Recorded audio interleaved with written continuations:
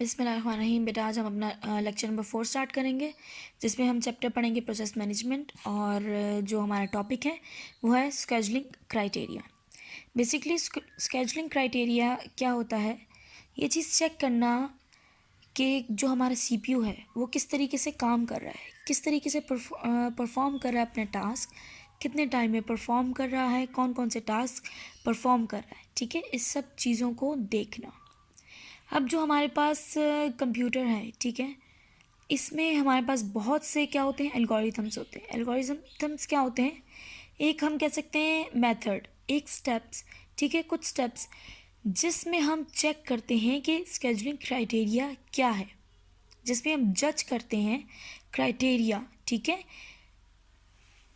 यहाँ क्या लिखा है कि there are many scheduling algorithms and various criteria to जज देयर परफॉर्मेंस। यानी हमारे पास बहुत से क्या हैं, एल्गोरिथम्स हैं जिनको हम जज करते हैं, या बहुत से क्राइटेरिया हैं जिनसे हम जज करते हैं क्या चीज़, उनकी परफॉर्मेंस। ठीक है, अब जिस तरह हम अपने स्टूडेंट्स की, जिस तरह टीचर्स हैं, ठीक है, वो अपने स्टूडेंट्स की किस तरीके से क्राइटेरिया जज करते हैं, या जब आप एडमिशन लेने जाते हैं तो उनका क्राइटेरिया क्या होता है, हर जगह हर डिग्री के लिए एक अलग क्राइटेरिया रखा जाता है। ठीक है, जिस तरह अगर बैचलर्स है, ठीक है, अगर आप बैचलर्स करने जाते हैं तो उसके लिए ज़रूरी ये है कि आप एक मेरिट पे, जिस तरह एक मेरिट दे दिए, लेट्स सपोज 80%, 80% होगा बच्चे के जो इंटरमीडिएट में मार्क्स हैं वो 80% होंगे, तो वो उस क्राइटेरिया पे लाई करता है और वो एडमिशन आगे बैचलर्स में ले सकता है। इसी तरीके से कुछ कंप्यूटर के भी क्राइटेरिया हैं। ठीक है, अब वो कह रहा है कि जो डिफरेंट एल्गोरिथम्स होते हैं वो क्या होते हैं, फेवर में होते हैं किसके, डिफरेंट प्रोसेसेस के। अब हमारे पास some criteria are as follows, कुछ क्राइटेरिया हैं जो कि हमारे पास हैं। पहला है हमारे पास CPU utilization, throughput, turn around time, waiting time और रिस्पॉन्स टाइम। अभी हम इन्हें फर्दर देखेंगे कि है क्या ये। सबसे पहले हमारे पास है सीपीयू यूटिलाइजेशन। अब सीपीयू यूटिलाइजेशन क्या है, यूटिलाइजेशन, यूटिलाइज करना, सीपीयू को यूटिलाइज करना यानी कि यूज़ करना। ठीक है, ये आ जाता है किसमें, स्केजुलिंग क्राइटेरिया में। क्या कह रहे हैं वो कि CPU must be as busy as possible in performing different task. CPU क्या हो, एज बिजी, यानी इतना बिजी हो अपने, यानी वो बिल्कुल भी आइडियल स्टेट में ना जाए। आइडियल स्टेट कौन सी स्टेट होती है, आइडियल स्टेट वो स्टेट होती है जिसमें सीपीयू फारिग होता है, यानी उसके पास कोई प्रोसेसेस नहीं होती। ठीक है, कि वो उन पे प्रोसेस कर सके। यही वो कह रहा है कि क्राइटेरिया क्या है सीपीयू यूटिलाइजेशन में, कि हमारे पास सीपीयू क्या हो, हर वक्त कोई ना कोई टास्क को क्या करता रहे, परफॉर्म करता रहे। एक टास्क ख़त्म हुआ, दूसरा टास्क उसने एग्जीक्यूट करना स्टार्ट कर दिया, दूसरा ख़त्म हुआ, तीसरा, तीसरा ख़त्म हुआ, चौथा। इसी तरीके से वो क्या रहेगा, बिज़ी रहेगा। जिस तरह हमारे पेरेंट्स क्या चाहते हैं कि हम लोग स्टूडेंट्स किस में बिज़ी रहें, पढ़ाई में बिज़ी रहें। ठीक है, बच्चे पढ़ाई में बिज़ी रहें, टीचर्स ये चाहते हैं कि बच्चे पढ़ाई में बिज़ी रहें, आजकल की जो एक्टिविटीज़ हैं उनमें बिज़ी ना हो, लेकिन वो सिर्फ किस में बिज़ी रहें, पढ़ाई में। तो पेरेंट्स यही चाहते हैं कि student as busy as possible, ठीक है, जितना पॉसिबल हो सके वो अपनी पढ़ाई में क्या रहें, बिजी रहें। इसी तरीके से कंप्यूटर में यानी स्केजुलिंग क्राइटेरिया में सीपीयू की यूटिलाइजेशन में क्या आता है कि वो हमारे सीपीयू क्या रहे, बिजी रहे, इतना बिजी कि वो बिल्कुल भी फ्री स्टेट में यानी आइडियल स्टेट में ना आए। इससे हमारे पास एक और फ़ायदा होगा। फ़ायदा क्या है, देखें, जब एक के बाद दूसरा हमारे पास प्रोसेसेस आ जाएंगी। ठीक है, एक प्रोसेस को उसने प्रोसेस किया एक जॉब को, फिर वो दूसरी जॉब को प्रोसेस करेगा। इस तरह हमारे जो काम है वो क्या होगा, रुकेगा नहीं और हमारा काम रनिंग स्टेट में रहेगा। ठीक है, अगर सीपीयू एक प्रोसेस जॉब प्रोसेस करने के बाद आइडियल स्टेट में चला जाता है, ठीक है, तो उससे क्या होगा कि वो हमारा काम रुका रहेगा। ठीक है, वो एक उस फ्लो में काम नहीं करेगा। नेक्स्ट हम आ जाते हैं थ्रूपुट। थ्रूपुट क्या है, थ्रूपुट अब वो कह रहा है कि the number of processes executed in a specific time period is called throughput. अब इसका मतलब क्या है, थ्रूपुट कौन सा टाइम है? वो कह रहा है कि अगर हमारे पास एक प्रोसेस है, ठीक है, या हम कहते हैं एक जॉब है, ठीक है, मैं कहती हूँ मेरे पास जॉब 1 है और एक जॉब 2 है।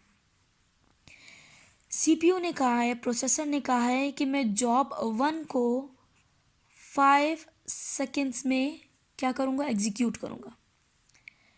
यानी 5 सेकेंड्स में वो क्या करेगा, इस जॉब को एग्जीक्यूट करेगा। अब जो ये 5 सेकेंड्स हैं ये हमारे क्या है, थ्रूपुट।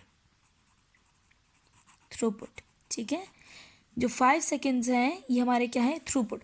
यानी वो टाइम जो एक प्रोसेसर ने, ठीक है, एक प्रोसेस को दिया है क्या करने के लिए, एग्जीक्यूट करने के लिए, ठीक है। जिस टाइम में, यानी जितने टाइम में या एक स्पेसिफाइड टाइम में एक हमारी जॉब क्या हो रही है, एग्जीक्यूट हो रही है, वो टाइम क्या कहलाएगा, थ्रूपुट। वो कह रहा है the number of processes executed in a specified time period is called throughput. यानी नंबर ऑफ प्रोसेसेस, 1 2 3, काफ़ी ज़्यादा प्रोसेसेस एक स्पेसिफाइड टाइम के साथ, यानी एक टाइम उनका मुकर्रर कर दिया गया है, उस उतने ही टाइम में वो एग्जीक्यूट करती हैं, तो वो क्या है, थ्रूपुट। ठीक है बेटा, मतलब इसका ये है कि हमारे, यानी थ्रूपुट क्या है, ऐसा टाइम पीरियड या ऐसा स्पेसिफाइड टाइम जिसमें हमारी प्रोसेसेस क्या होती हैं, एग्जीक्यूट होती हैं। नेक्स्ट हम आ जाते हैं किस पे, रन अराउंड टाइम। ठीक है, रन अराउंड टाइम क्या है, the amount of time that is needed to execute a process is called turn around time.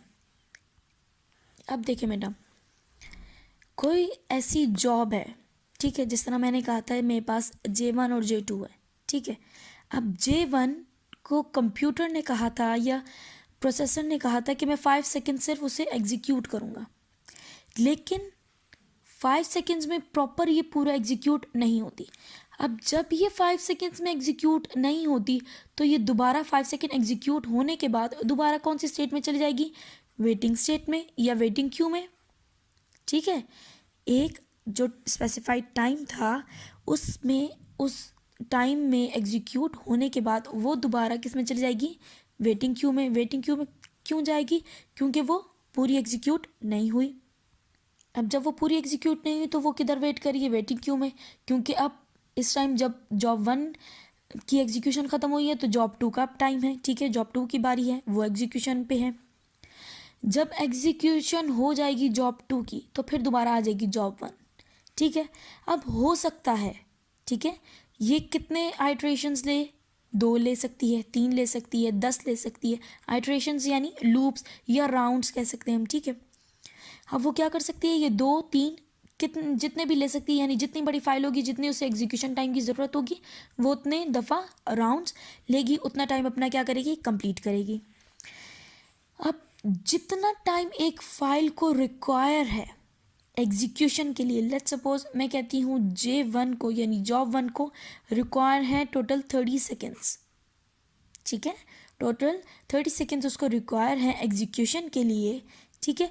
तो ये टाइम हमारे पास क्या होगा, टर्न अराउंड टाइम, ठीक है, ये हमारे पास क्या है, टर्न अराउंड टाइम। यानी एक प्रोसेस को कंप्लीट एग्जीक्यूट होने के लिए जितना टाइम चाहिए होता है वो क्या होता है, टर्न अराउंड टाइम। अच्छा, अब नेक्स्ट हम आते हैं वेटिंग टाइम पे, ठीक है। वेटिंग टाइम क्या है, the amount of time the process has to wait is called waiting time. मैंने कहा था कि जॉब 1 ने 5 सेकेंड्स क्या किया, प्रोसेस किया। जॉब 2 उस टाइम किधर थी, वेटिंग क्यू में, वेट कर रही थी, ठीक है, वेटिंग क्यू में थी और क्या कर रही थी, वेट, ठीक है।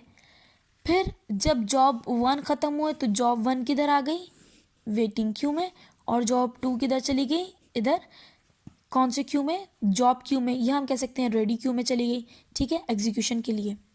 अब जितना टाइम वो वेट करने में लगा रही है कोई एक जॉब, जितना टाइम वेट करने में लगा रही है एक जॉब, चाहे वो जॉब 1 हो चाहे वो जॉब 2 हो, वो टाइम क्या कहलाता है? Waiting time. ठीक है, वो टाइम क्या कहलाएगा? Waiting time. यानी एक जॉब वेटिंग क्यू में रह के जितना टाइम वेट कर रही है वो टाइम होगा हमारे पास वेटिंग टाइम। नेक्स्ट हम आते हैं रिस्पॉन्स टाइम पे। ठीक है, the amount of time between a request is submitted and the first response is produce is called response time. मतलब क्या है इस बात का? वो कह रहा है the amount of time between a request is submitted. अब देखें, जॉब 1 क्या हो रही थी? एग्जीक्यूट हो रही थी। और जॉब 2 किस में थी? वेटिंग क्यू में। जॉब 1 एग्जीक्यूट हो रही थी, जॉब 2 थी हमारी वेटिंग क्यू में। अब जब हमारी जॉब 2 वेटिंग क्यू में थी तो इसने एक रिक्वेस्ट भेजी। जॉब 2 ने क्या किया? इसको रिक्वेस्ट भेजी। ठीक है, रिक्वेस्ट क्या भेजी? कि अब मेरी बारी है, मुझे प्रोसेस होना है या मुझे प्रोसेस करो। ठीक है, जब इसने रिक्वेस्ट भेजी और दूसरी तरफ प्रोसेसर ने क्या किया? रिक्वेस्ट एक्सेप्ट की और रिस्पॉन्स दिया कि अब तुम्हारी बारी है, तुम आ जाओ। ठीक है, तो ये रिस्पॉन्स क्या होता है और जितने टाइम में ये जो रिस्पॉन्स आया है, ठीक है, यानी जितने टाइम में जवाब आया इसको हम कहेंगे रिस्पॉन्स टाइम। ठीक हो गया बात बेटा? J2 ने जब रिक्वेस्ट की प्रोसेसर को कि अब मेरी बारी है प्रोसेस होने की, तो उसने वापस कहा कि बस अब J1 के एग्जीक्यूशन कंप्लीट हो गई है, अब आपकी बारी है। तो अब ये क्या हुआ? ये सारा टाइम, जितने टाइम में रिस्पॉन्स आया था, ये सारा क्या है हमारे पास? Response time. बेटा अगर यहाँ तक आपको कोई भी कन्फ्यूजन है, कुछ समझ नहीं आता, तो आप मुझसे पूछ लीजिए। थैंक यू, अल्लाह हाफ़िज़।